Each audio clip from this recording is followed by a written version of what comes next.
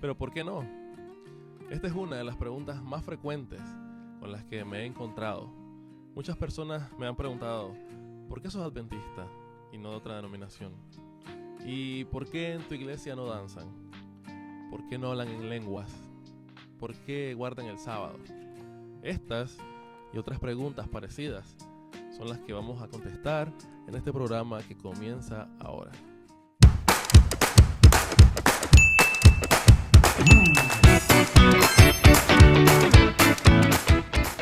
Bienvenidos a un episodio más a este lugar donde compartimos y meditamos en la palabra de Dios de una manera sincera y una manera objetiva, lo más objetivo posible. Gracias de antemano por reaccionar, compartir, y si no te has suscrito a este canal, pues te invito a que puedas hacerlo. Pues bien, fíjense ustedes que en muchas ocasiones me han dicho, fíjate que me gusta tu iglesia, pero el problema es que no danzan. Y a mí me gusta el ministerio de la danza, me han dicho, ¿verdad? O a veces me preguntan, mira, fíjate que, ¿por qué no hablan en lenguas? A mí me gustaría ser parte de tu iglesia, pero es que ustedes no hablan en lenguas, me dijo esa persona. Y por eso es que no voy. Pues hoy, mi gente bonita, voy a intentar aclarar algunas cosas o conceptos para beneficio de ustedes y de aquellos que aún tienen alguna duda acerca de esto. Obviamente, pues todo esto a través de nuestro manual de fe y vida, o sea, la Biblia. Todas estas cosas van a ser aclaradas con este manual de felicidad. Pues para comenzar este asunto, pues aquí la primera pregunta. ¿Por qué soy adventista del séptimo día? ¿O por qué ser adventista? ¿Por qué pertenezco a esta religión o a este grupo u organización de cristianos? Comencemos definiendo qué es adventismo. Sé que muchos lo saben, pero pues por amor a los que no, a los que piensan que somos una secta, adventista o adventismo, somos un grupo de personas que creemos en el segundo advenimiento de Jesús y que guardamos el séptimo día, o sea, el sábado, según el cuarto mandamiento de la ley de Dios, ¿verdad? Los 10 mandamientos. Esto significa que creemos y esperamos el segundo regreso, el pronto regreso de nuestro Señor Jesucristo. Y del séptimo día, porque creemos en la observancia del día sábado, como lo dije antes. Y pues para darles un contexto de por qué decido ser parte de esta organización, resulta y pasa que desde niño a mí me llevaban a la iglesia, ¿no? A la iglesia adventista del séptimo día ya en Managua, Nicaragua, mi hermosa tierra de lagos y volcanes. Mami, cuando yo nací, ya era miembro activo de esta iglesia. Entonces ella me llevaba, ¿no? Muchas veces iba obligado, pero al final pues siempre iba. Y ustedes podrán pensar, este es adventista porque se lo inculcaron. Y ya su consciente y su subconsciente pues están trabajados para esto. Y pues déjenme decirles que yo también pensé lo mismo. Ustedes saben que cuando uno va creciendo, se pone medio rebeldón. Y por eso es que me jalaban la oreja tanto. No crean que estas orejas son así natural, pues es un trabajo arduo de mami, pues que me las jalaba porque me portaba mal. Y pues una de las cosas que yo hacía cuando estaba en esta etapa era preguntarme, ¿por qué será que estoy en el lugar correcto? ¿Será que estoy practicando las cosas como son? Como realmente dice la Biblia. Entonces para responderme estas preguntas comencé a frecuentar otras iglesias, ¿no? Otros grupos, a investigar a ver si encontraba la verdadera verdad, según yo, una verdad diferente, o si de verdad aquí en el adventismo estaba bien.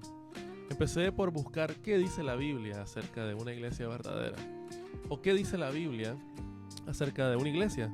Entonces encontré entre otros muchos textos este que me aclaró bastante bien, y es Efesios capítulo 2, que te recomiendo leer en tu casita, pues con calma, con un tecito, con lo que prefieras tomar, porque es muy interesante.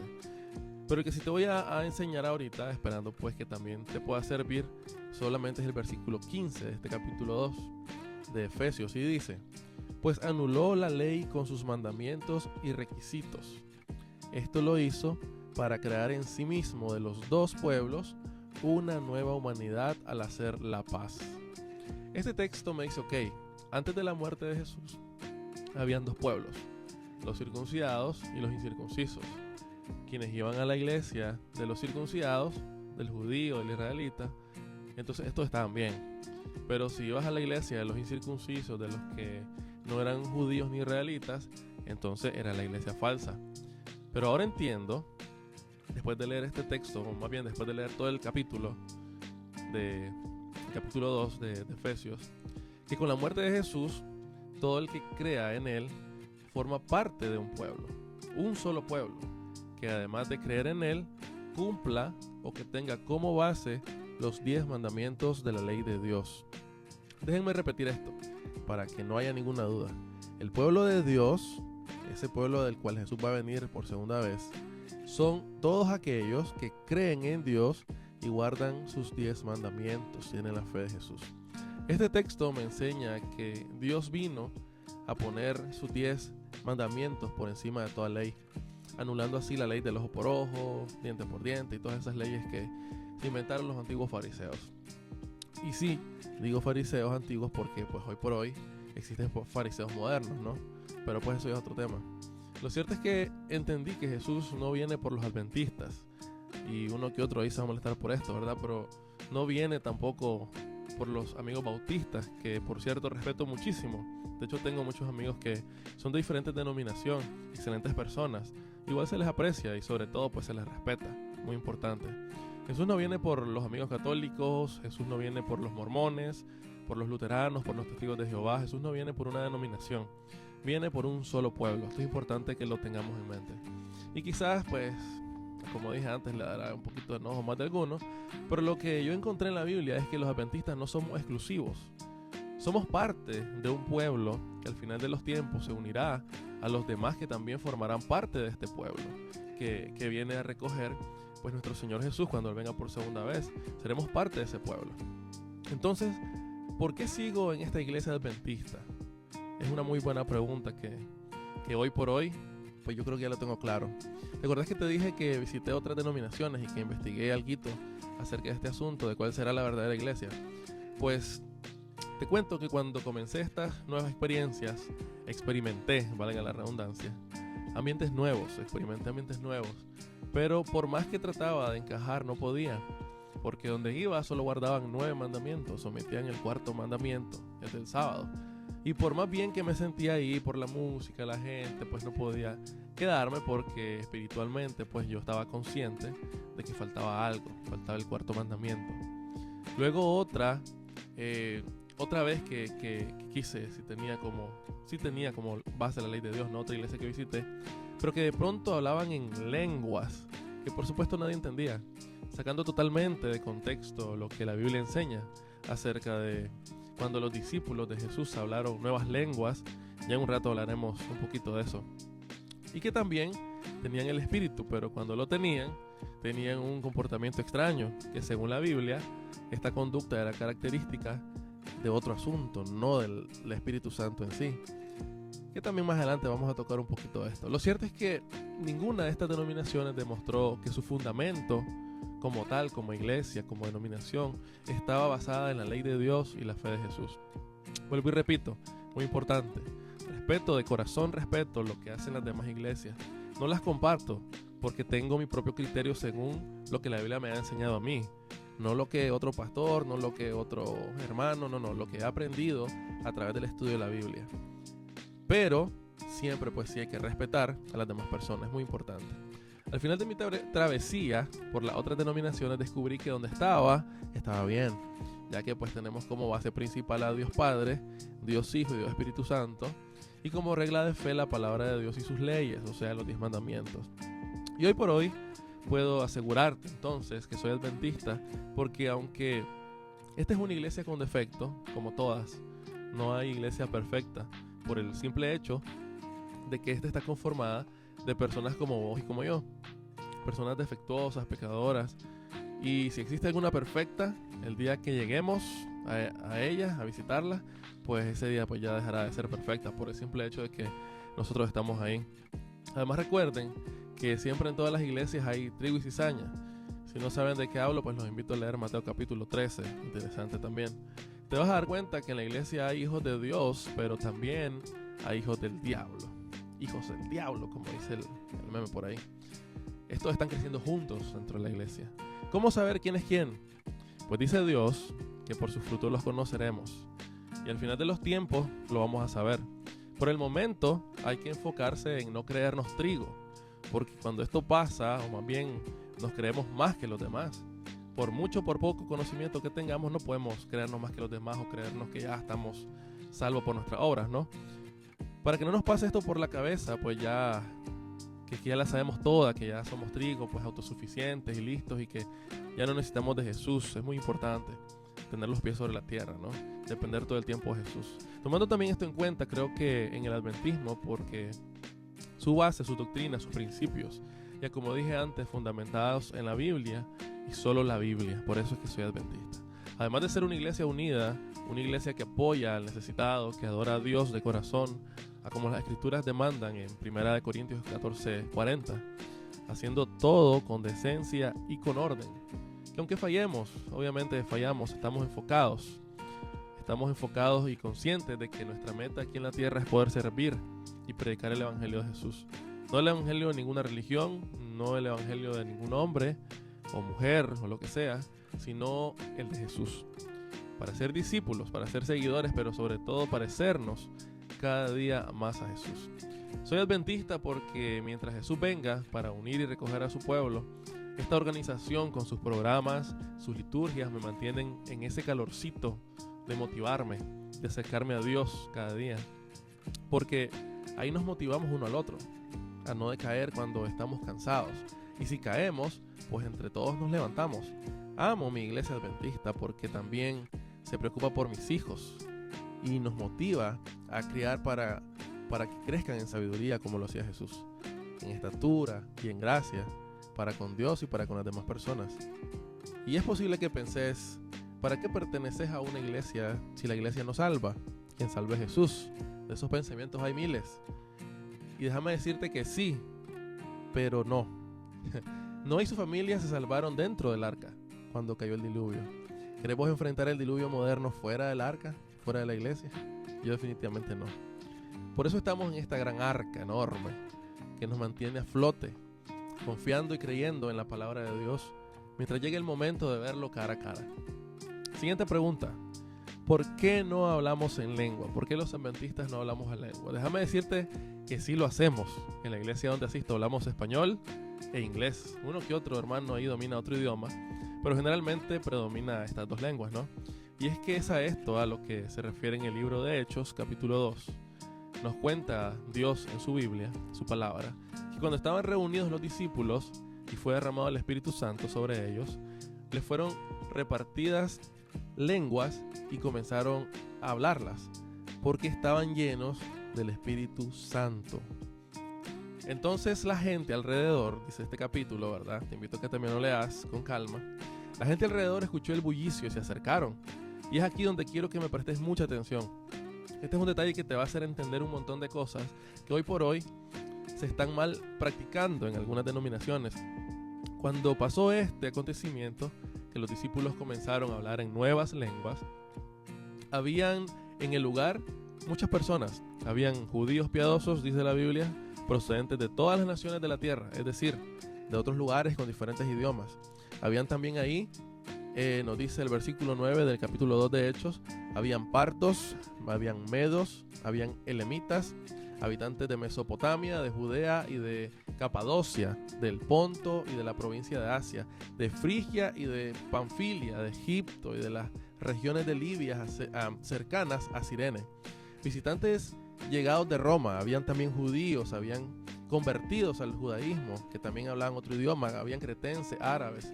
Todos por igual oyeron proclamar en nuestra propia lengua las maravillas de Dios, dice el texto. Ahora déjame hacerte una pregunta seria y me gustaría que te lo contestaras con toda franqueza.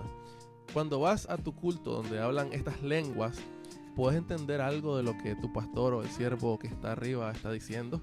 Y no solo diciendo, a veces lo estás gritando. Puedes, aunque sea, identificar qué idioma, si acaso se le puede llamar idioma, ¿no? ¿Qué lengua es?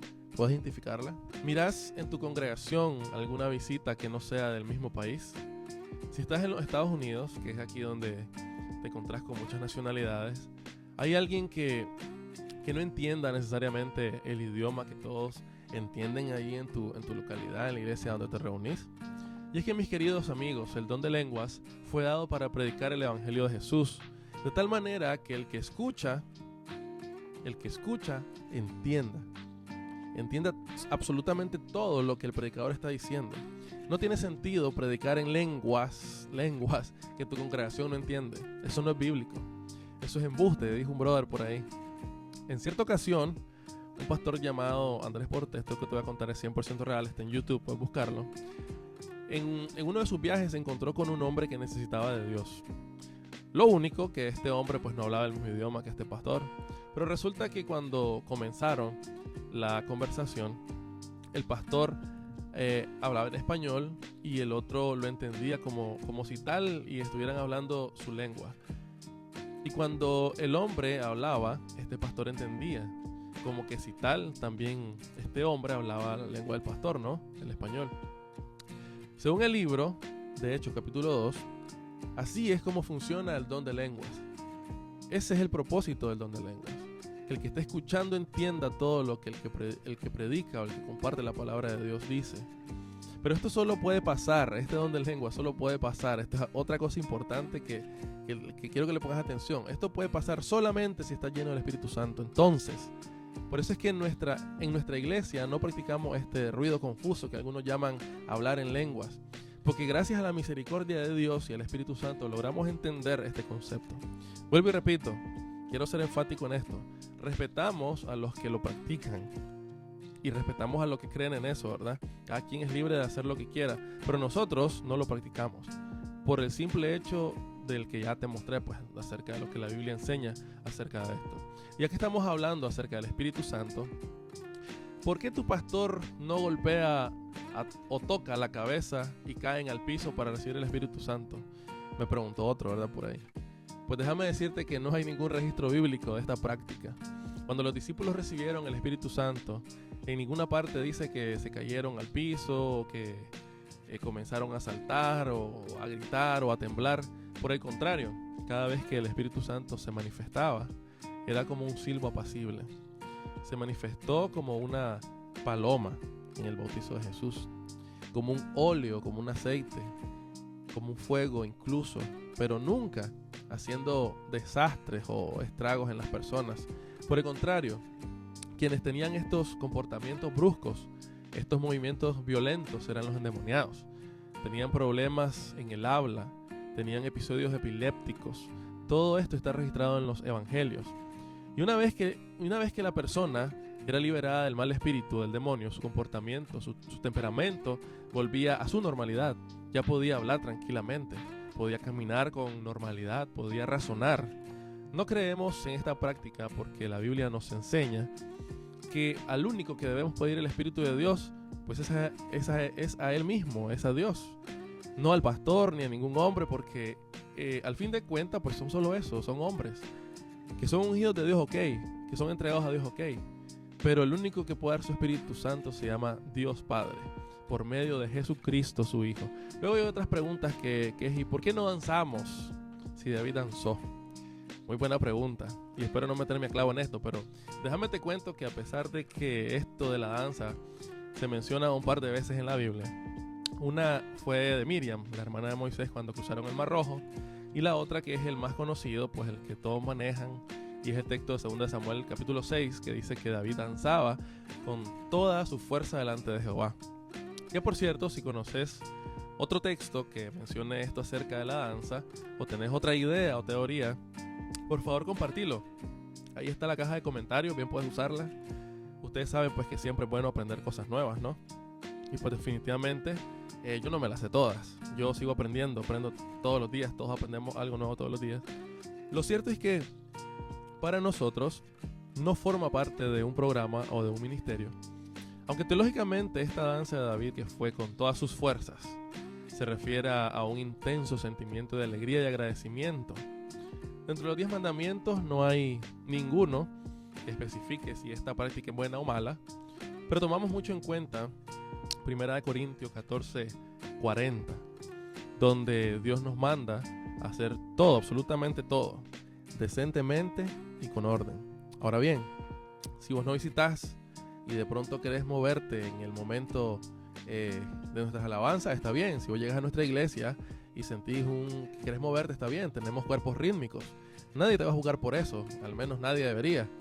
Recordemos en el tiempo de Elías que los profetas de Baal eran los que bailaron y danzaban para que cayera fuego y quemaran el altar y se cortaban y hacían un montón de sanganada. Pero ya ustedes conocen la historia, ¿no? Este fuego nunca cayó.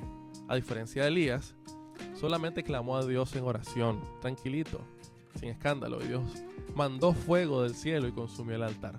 Definitivamente no hay registro bíblico que se usara la danza como liturgia en los cultos del Nuevo o del Antiguo Testamento. Lo cierto es que un ministerio de danza no puede ser la base como para decidir quedarme o irme de una iglesia.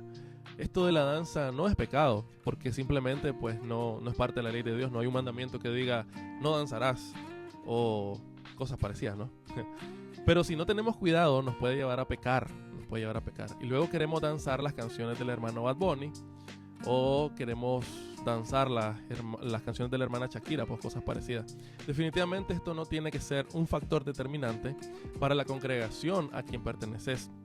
Por el contrario, si estarías en una iglesia por amor a este ministerio y no por amor a Dios y a su obra, eso pues puede ser muy peligroso y sería bueno que te examinaras. Esto aplica para cualquier liturgia o para cualquier ministerio, pues no solo para la danza. Si usted quiere danzar o bailar de alegría, ojo que no te estoy diciendo de que vayas a una disco, ¿no? A bailar o algo así, ¿verdad? Pero estamos hablando del hecho de mover el cuerpo sanamente al ritmo hasta de un silbo, si querés, hasta de un silbido. Ya sea porque te salió un buen trabajo, porque te salieron los papeles americanos, porque te reconciliaste con la suegra, lo que sea. Claro que puedes hacerlo. En tu casa ya es asunto tuyo, pues no estás pecando por mover el cuerpo de alegría sanamente, ¿no? Sé que me entendés a lo que me refiero. Ahí pues vos te entendés con Dios, definitivamente vos te entendés con Dios.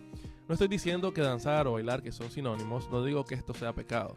Lo que sí digo es que en nuestra denominación preferimos evitarlo, porque no vemos la necesidad de correr ese riesgo que es bailar en las iglesias. Mi querido amigo, hermano, sé que quizás tengas muchas más preguntas como estas acerca de costumbres, acerca de liturgia o prácticas que pasan dentro de la iglesia o particularmente en el adventismo. Pero estas que comentamos ahorita son con las más frecuentes que me he enfrentado, con las que me he encontrado. Acordate que ahí tenés la caja de comentarios. Ahí puedes poner con lo que estás de acuerdo o en desacuerdo. Y si tenés una pregunta también puedes hacerla. Vamos a tratar con ayuda de Dios de responder siempre a la luz de la Biblia, obviamente. Y pues me gustaría terminar con vos con esto que está en 1 Corintios 10:23, que dice que todo me es permitido, pero no todo me conviene. Dios te da el discernimiento y el Espíritu Santo para que puedas entender las cosas espirituales. Hoy te invito a que busques la mejor manera de agradar a nuestro Dios. De eso se trata el caminar cristiano. Nuestra vida en la iglesia es consecuencia de mi relación con Dios. Lo más importante que nosotros tenemos que hacer como personas es buscar todo el tiempo la dirección de Dios.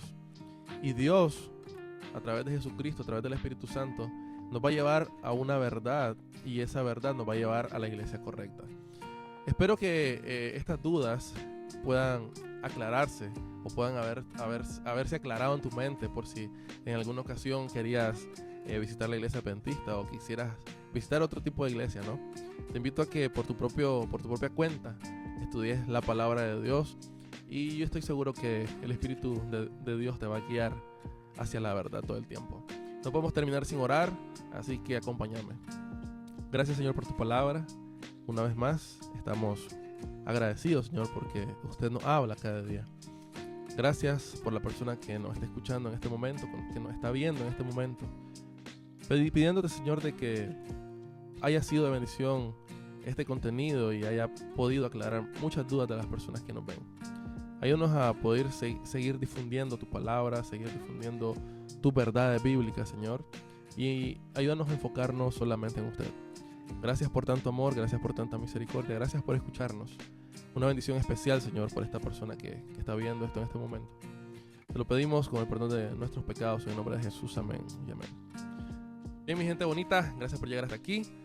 Acordate que esto de las liturgias en la iglesia tienen que estar basadas a la Biblia, ¿no? El diablo está ocupando mucho a las personas para confundirlas, ¿no? Está ocupando muchos líderes, personas que jalan mucha gente para confundir a los más pequeños, ¿no?